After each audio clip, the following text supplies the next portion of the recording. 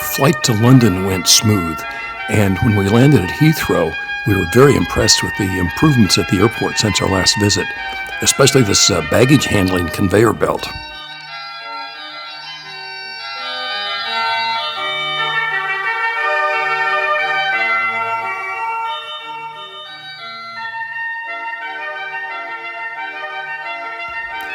Our hotel in London was an old historic hotel called the Landmark. It had been recently refurbished, and we were particularly impressed with the public areas, the lobby, etc. It was really nice. And we also really enjoyed the glassed-in atrium dining area.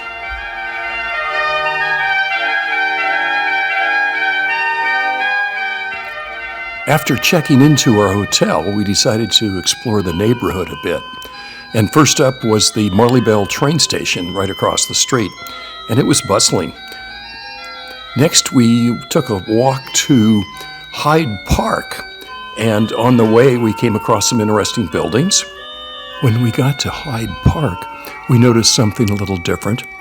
They have deck chairs scattered all across the lawn, and it turns out they rent them, and families enjoy going there and just plopping down. After the park, we went to a nearby pub, the Grazing Goat, for dinner, and had English fish and chips and some British beer, and it was good. After checking out of our hotel, we boarded a bus for the 1.5-hour drive to Southampton, England. This is the port city where we would board our ship, the Regent Seven Seas Splendor.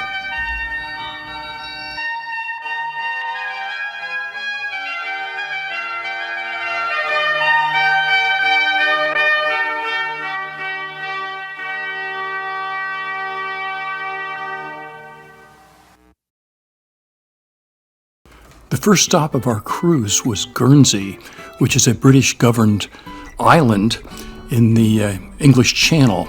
Actually, it's closer to France than it is to Great Britain.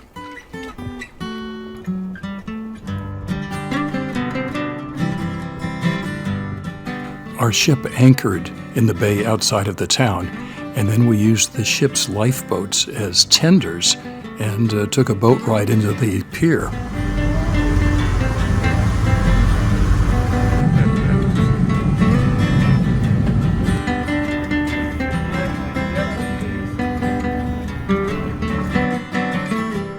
After getting off the ship, we started our exploration of Guernsey with a trip around the island and focusing on the bluffs and cliffs overlooking the Atlantic.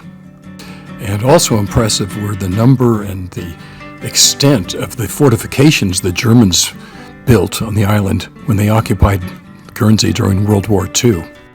As a side note, the German occupation of Guernsey was pretty harsh.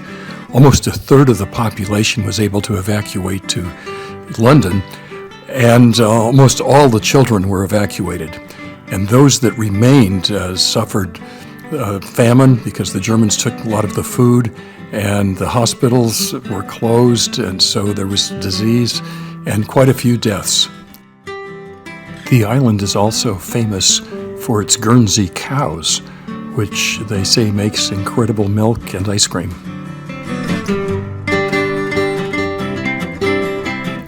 One of the most popular tourist attractions in Guernsey is called the Little Chapel, and apparently over 100 years ago, a priest, as a hobby, built this small church as a replica of a French cathedral. And later, when the bishop came to visit, the bishop was too fat and couldn't fit inside, so he tore it down and built it over. And it's decorated with seashells and then broken china plates. Next, we visited Castle Cornet, which is an old fort built in the 13th century by the British to defend the Channel Islands against the French. And then during World War II, the Germans used it as a major anti-aircraft base. Right next to the castle is the Guernsey Yacht Club's model boat pond. We've never seen anything like this before, and it's apparently used for radio-controlled model boat races. But when we were there, they were using it to give sailing lessons to children, and it was kind of fun to watch.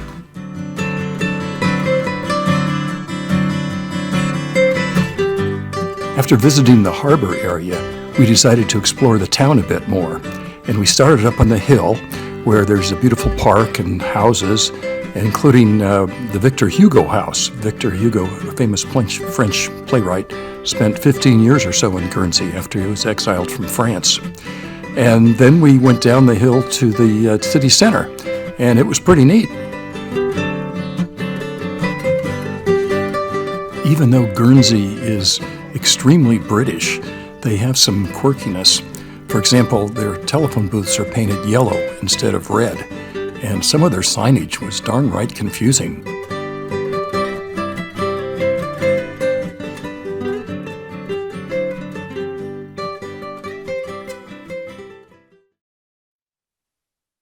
Bordeaux was one of our favorite ports of the trip. The city is located in southwestern France along the Garonne River, which is about 40 miles from the Atlantic coast. And the cruise ship terminal is right in the middle of the city. And this makes it super easy to walk to the Old Town area, which has lots of 18th century buildings, that has lots of neat ironwork and sculpture. Here's some pictures of the Bordeaux area.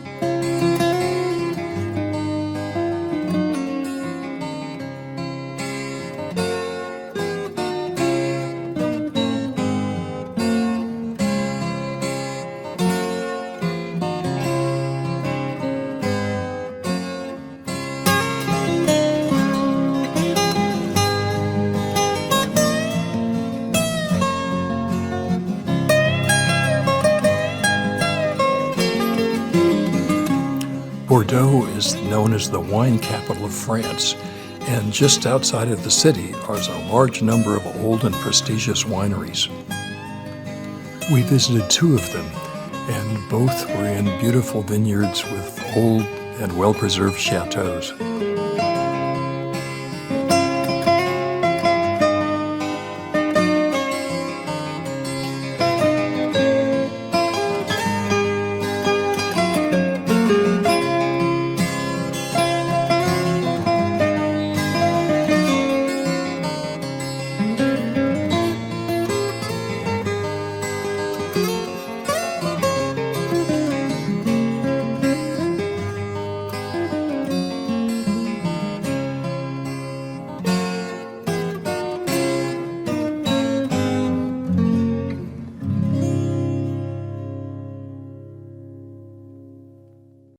The next day, we drove to the town of Saint-Emilion, which is about 45 minutes outside of Bordeaux. Saint-Emilion is a very charming, walled, medieval village with its roots dating back to the 8th century.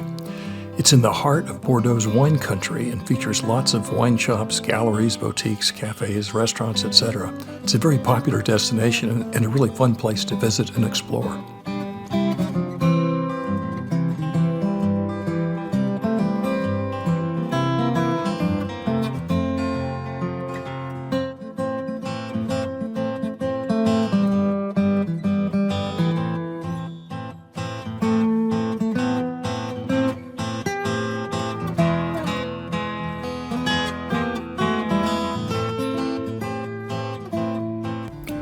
One of Saint-Emilion's most significant buildings is its underground monolithic church, which was built in the 12th century.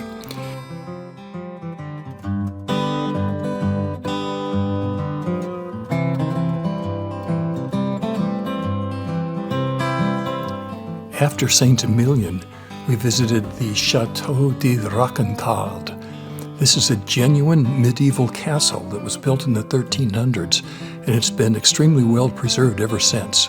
It's a very impressive structure and just looks like a proper castle should, with a moat, a drawbridge, and large towers at the corners. We had a very knowledgeable guide, Sebastian, who showed us around the grounds and then inside to the castle's interior. We later learned that he's one of the owners and actually lives inside the castle.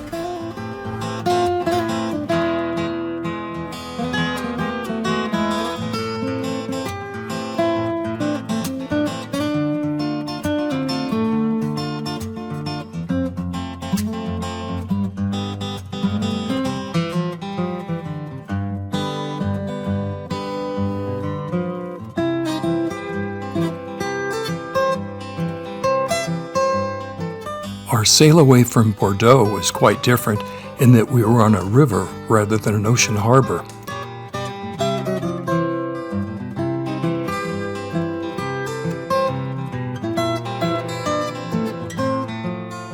And we had to pass underneath a drawbridge, a large one, that was raised just for us, and after that we went under a large suspension bridge. It was an especially scenic sail away. After Bordeaux, our next stop was Bilbao, Spain, which is a nice city in the northern part of Spain. And our ship arrived there around dawn, and so we were treated to a very nice and spectacular sunrise.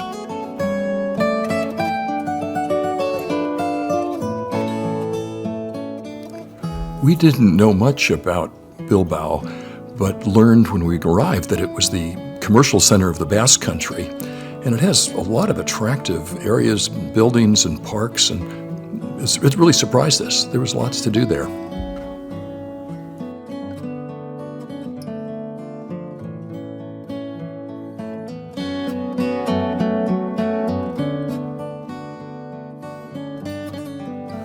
One of the more interesting attractions of Bilbao is the Vizcaya Bridge, also called the Hanging Bridge. And this is actually more like a ski tram than it is a real bridge, but it was done over 100 years ago and by one of the architects of the Eiffel Tower.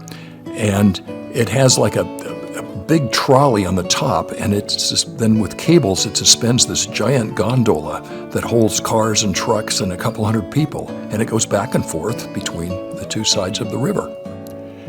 It's very unique and quite captivating to watch when you see it for the first time.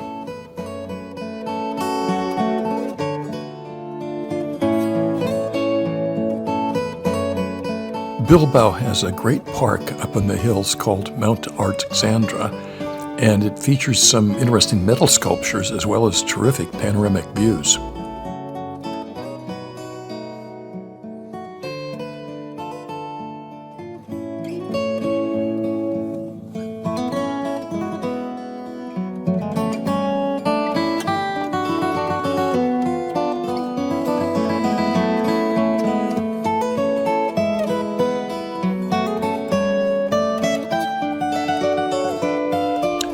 Perhaps the most popular attraction in Bilbao is the Guggenheim Museum. This was built over 20 years ago and funded by the Basque government as kind of a revitalization project for an old industrial area. It's spectacular and architecturally thought to be one of the most significant modern buildings in the world.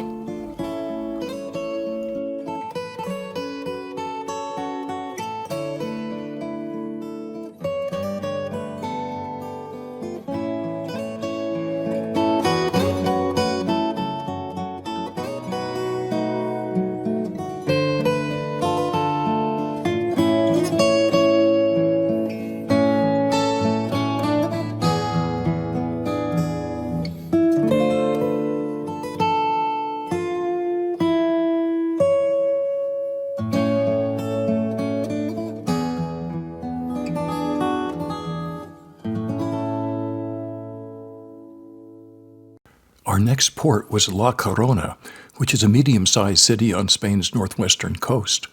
Rather than tour the city, we decided to get some exercise.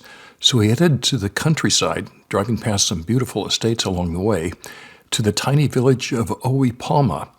This is where we began a 10-kilometer hike along the famous Camino de Santiago. The Camino de Santiago, or in English, the Way of St. James, is a network of trails and small roads that lead from all over Europe to the cathedral in the city of Santiago de Compostela, where St. James is buried. James was one of Jesus' 12 apostles. Since the Middle Ages, walking the Camino from one's home to the cathedral has been a major pilgrimage for Christians all over Europe. Today it is still a religious activity, but it's also a very popular form of recreation and tourism, with travel agents available to book your lodging and dining during your journey. Most travelers choose routes of at least 100 kilometers in order to earn recognition when they arrive at the cathedral at the end of the journey. Most have special Camino passports, which are stamped at specific stations every 10 kilometers or so of the trip. A fully stamped passport entitles one to the special certificate at the cathedral. Our walk along the Camino was both pretty easy and lots of fun. The terrain was gentle, rolling countryside without too significant elevation differences, and we weren't, along roads very often. We did get lost once, but fortunately these Camino signs pointed the way. We finished our little trek along the Camino at one of the 10K way stations, which also happened to be a tavern with an outdoor beer garden. So we both enjoyed a cold one before driving on to the cathedral at Santiago.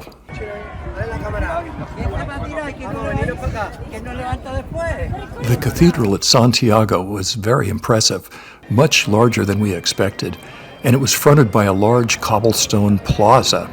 And the plaza was quite busy with lots of pilgrims and trekkers who just finished the Camino, and they were either in the shade resting or out in the middle of the plaza taking selfies with the cathedral in the background. It was a lot of fun.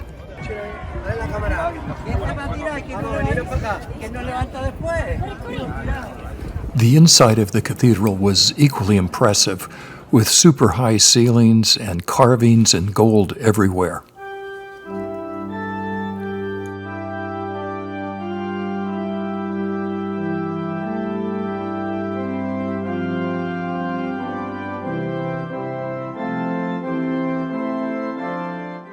Next stop was Porto, which is located along the Douro River in northern Portugal. And its biggest export is port wine, which is named after the city.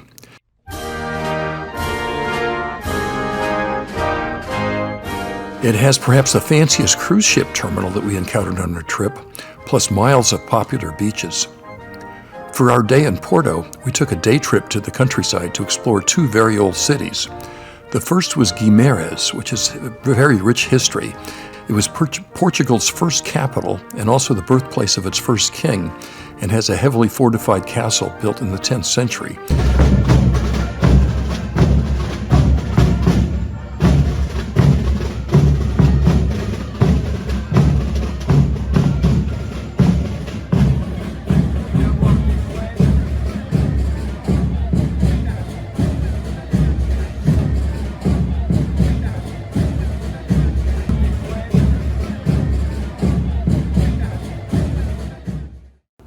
The historic town center is also a pretty neat place. It's very well preserved and simply a maze of narrow cobblestone streets and with small family-run shops. And these little streets connect with some small plazas and little neighborhoods of very traditional houses. And many of the houses are decorated with ceramic tiles, which is a tradition dating way back to the 8th and 9th centuries when the Moors conquered Portugal.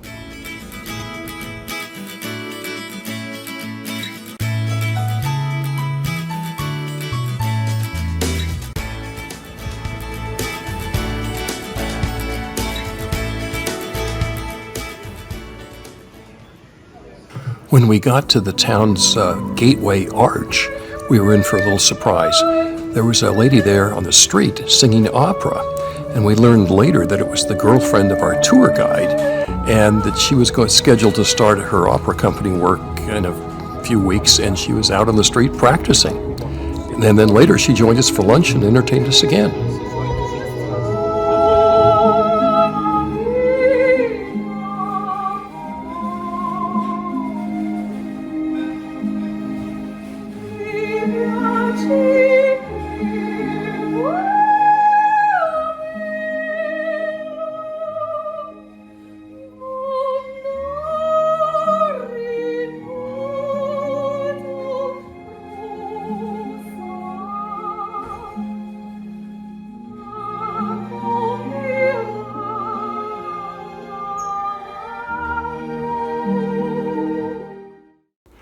second city we visited was Braga and the Sanctuary of Bom Jesus.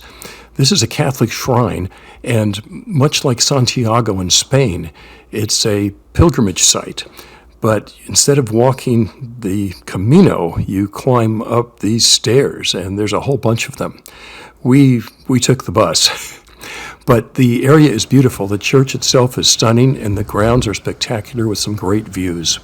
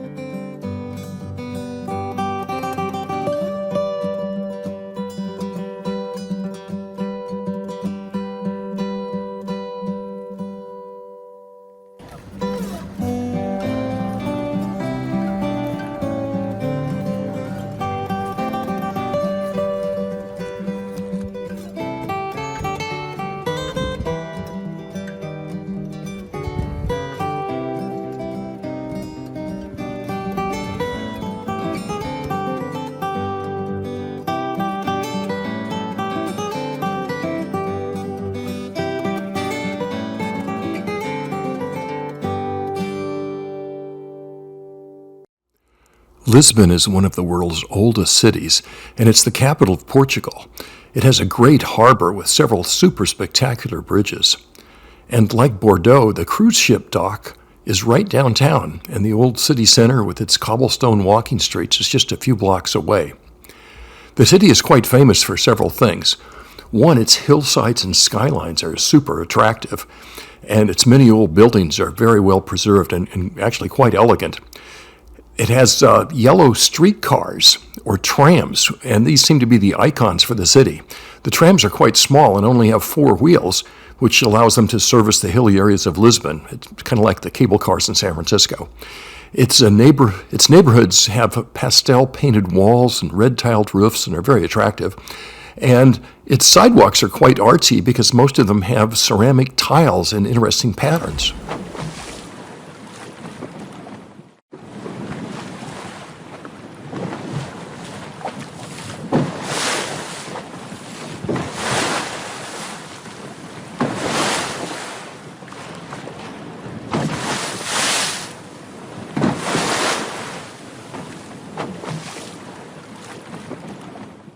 Overall, we found Lisbon to be a pretty neat city. You know, it was pretty walkable, very clean, very safe, attractive, and just in general, a charming place to visit.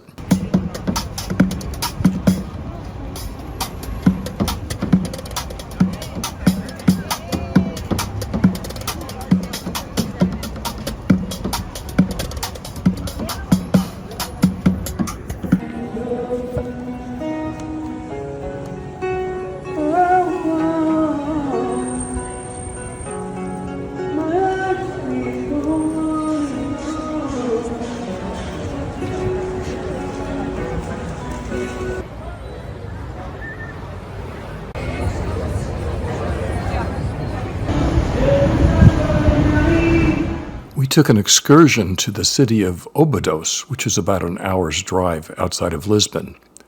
Óbidos is a medieval city that's very well preserved. It has a wall all around it, a castle that was built by the Moors over 1,000 years ago, little cobblestone streets, lots of shops and restaurants with little houses that have been, seem very authentic, a beautiful church. Overall, just a great place to visit.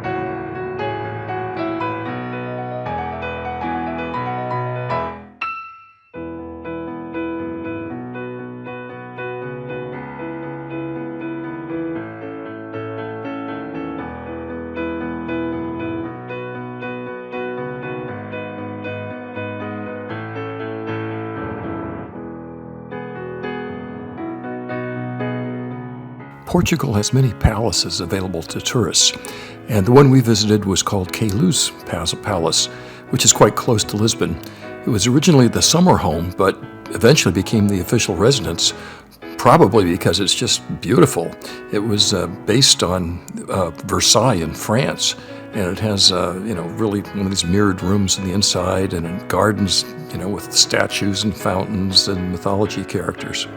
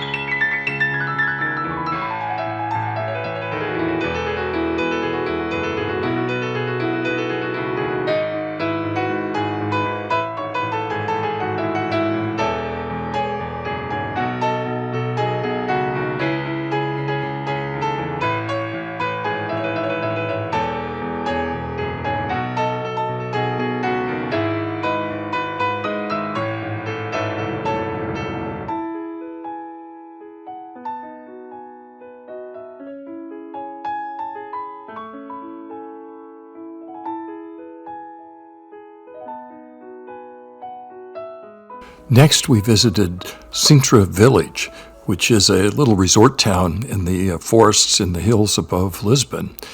There are several castles there, too, some of which are on the ridge above the town, and one which is right downtown that we visited. There's also lots of shops and restaurants and narrow little walking streets. It's a pretty fun place.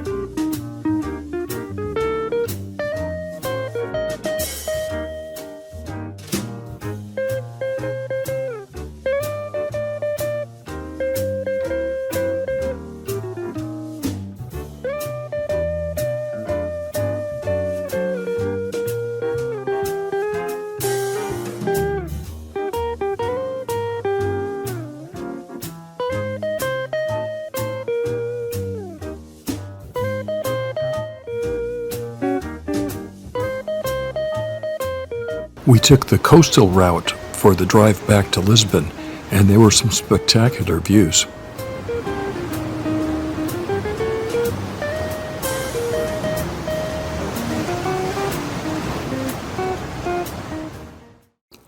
Gibraltar was a very interesting spot to visit for us.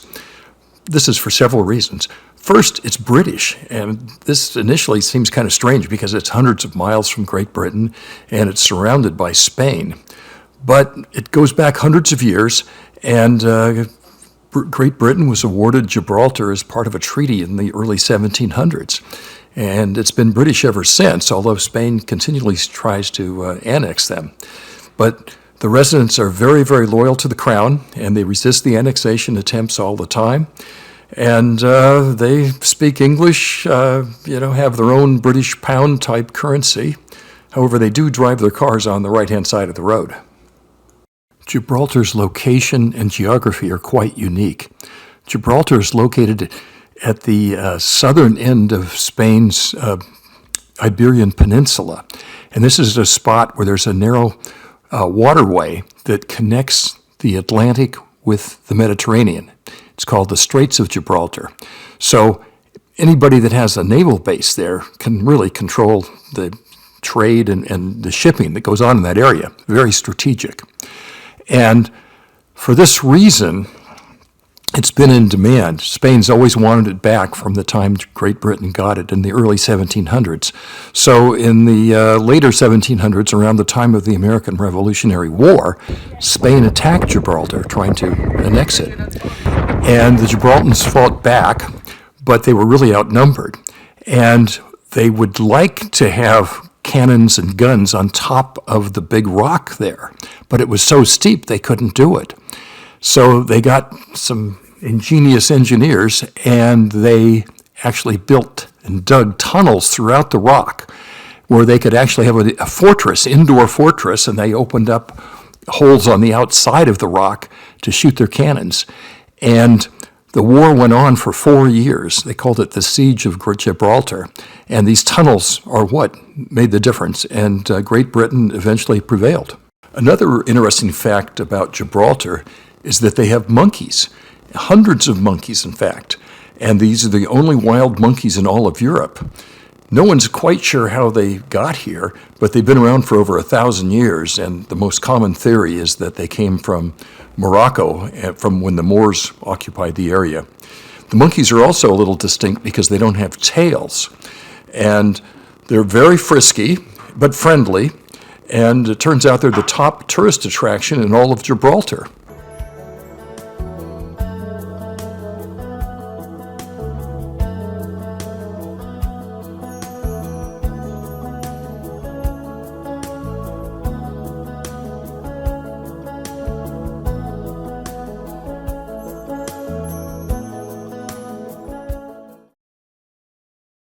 After Gibraltar, our next stop was Motril, Spain. Now, Motril is located on the coast. It's actually called the Costa del Sol, which is the coast of the sun. And it's a nice place. It's got sunny climate, sandy beaches, churches, everything. But it's mostly a commercial center. And because of that, we chose not to explore the city, but instead go outside of town, about an hour's drive, to the village of Frigilana.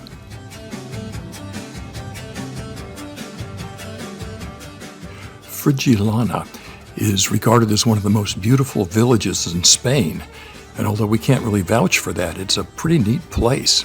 It's set in the hillsides overlooking the Mediterranean, and it has a history dating back to the Moors, and the houses are almost all white with a lot of colorful accents and doors. Lots of bars and restaurants and shops, and it's really a fun place to go. We had lunch there, did some wine tasting, explored the shops and the town, had a good time.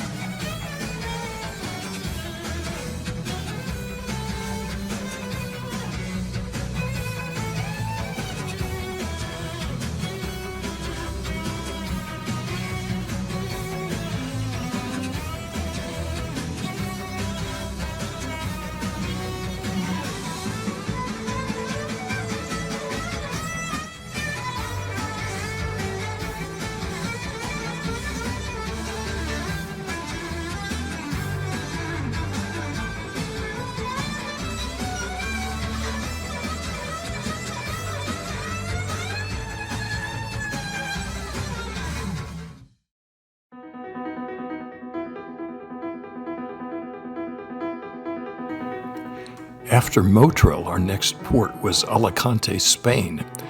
Alicante is a very historic port city on the Mediterranean, and it's also a very popular resort and vacation destination. It's probably most famous for its sandy beaches, its large marina and yacht harbor, and especially its dining scene. Believe me, there's lots of eating and drinking places here, bars and cafes and fancy restaurants.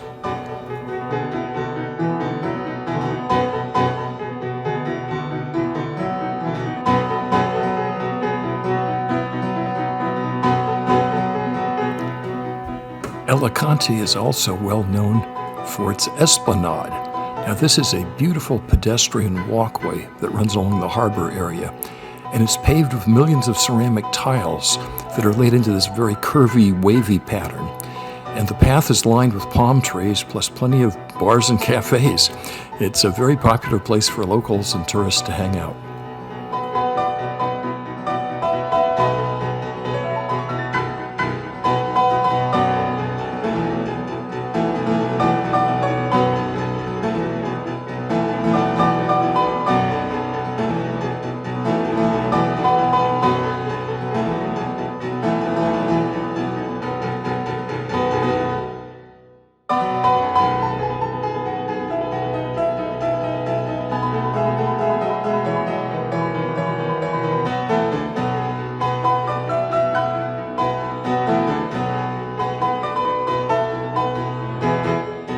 Perhaps the most prominent and most historical feature of Alicante is the Castle of Santa Barbara. This is an awesome medieval fortress that sits atop the hill, guarding the city and the harbor. It was built in the 9th century during the Moorish occupation, and it's extremely well preserved and maintained. Needless to say, the views from the top are just incredible.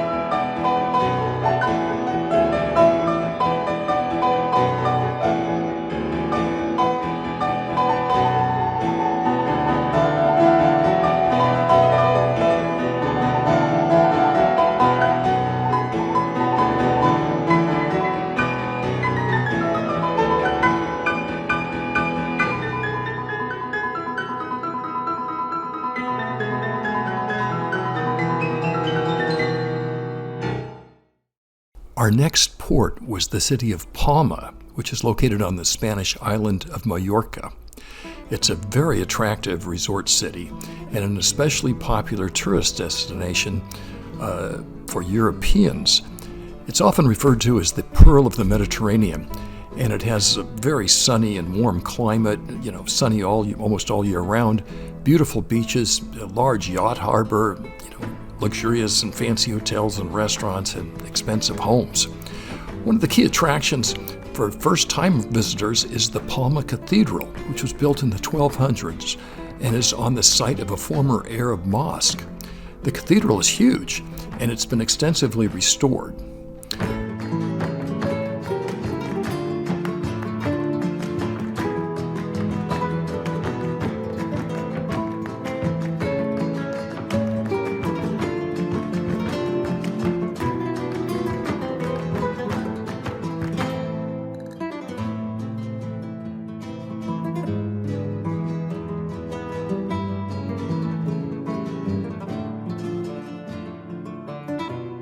Another attraction is the Old City, which is simply a maze of narrow little streets and plazas, and it dates back to the Moors in the 8th century.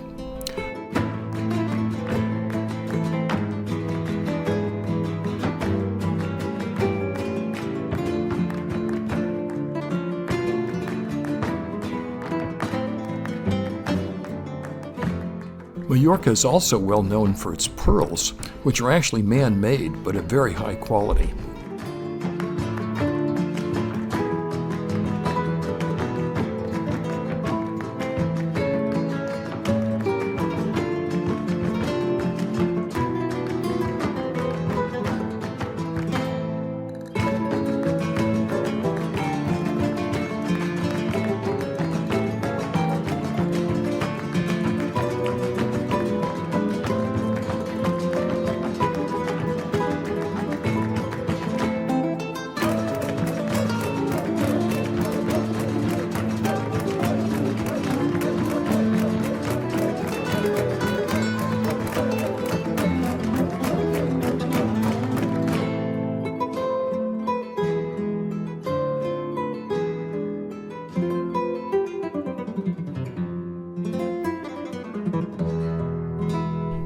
touring Palma, we traveled a few minutes outside of the city to a large wedding hall banquet venue where we had lunch.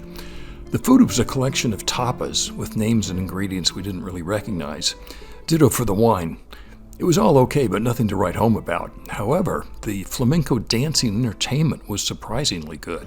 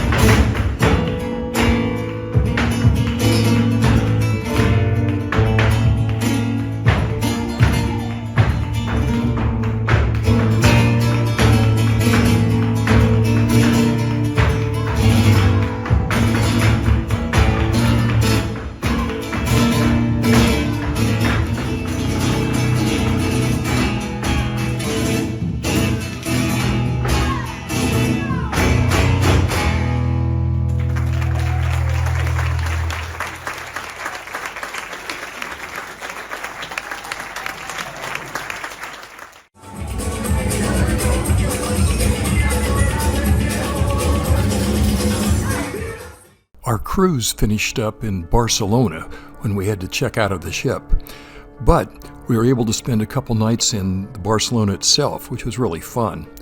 Our hotel was the Sofia, which was a little bit outside of town in a quiet residential area, and it was quite modern, a large business-type hotel.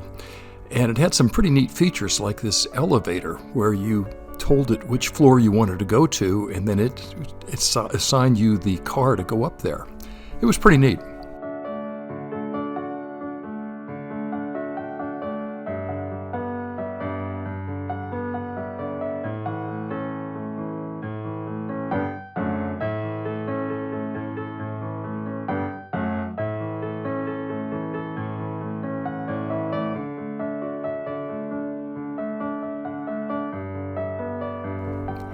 Barcelona is a very clean and bustling city with lots of charm and character. We really enjoyed our stay there and actually would have liked to have spent a few more days if possible. The city is very well known for its art and architecture, and especially the architect Antonio Gaudí, who died in the 1920s. Gaudi's style is very unique and also controversial and actually thought to be quite radical by some. And others even think it's ugly and hideous because he uses animal shapes and vines and sometimes bones and skeletons, and along with bits of colored ceramic tile. Nevertheless, he's a very famous architect who designed many of the buildings in Barcelona, and the most famous is the La Sagrada Familia Church. Now, this is the largest unfinished church in the world, and it's also the #1 tourist attraction in Barcelona, and it's considered one of the top architectural wonders of the world. When he died, the church was only 25% completed, and it's been under construction ever since, with the expected completion date not being until 2026. Gaudí was a very devout and passionate Catholic, and he's called God's architect. He was also buried in the church's crypt.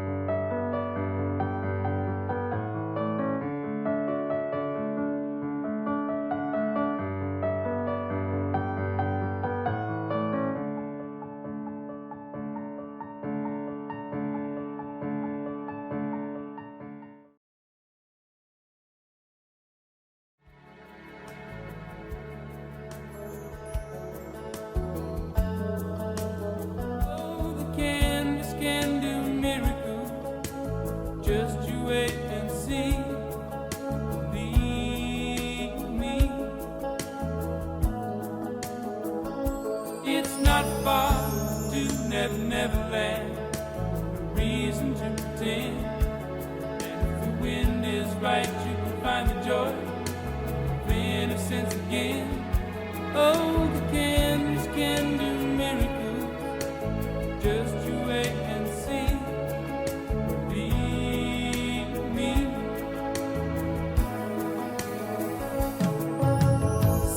Sailing takes me away to where I've always heard it.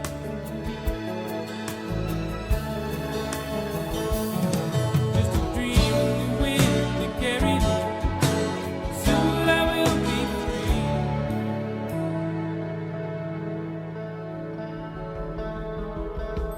Fantasy, it gets the best of me when I'm sailing. All caught up in the reverie. Every word is a symphony.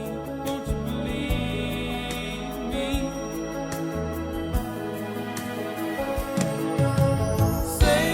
Sailing takes me away to where I've always heard it.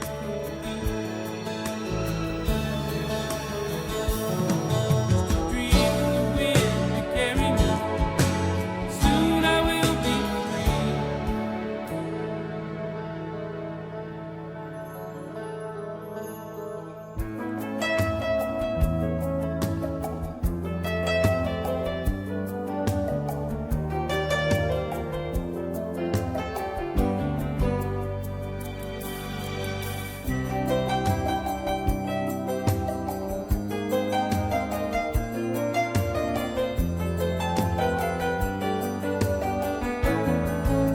Well, it's not far back to sanity.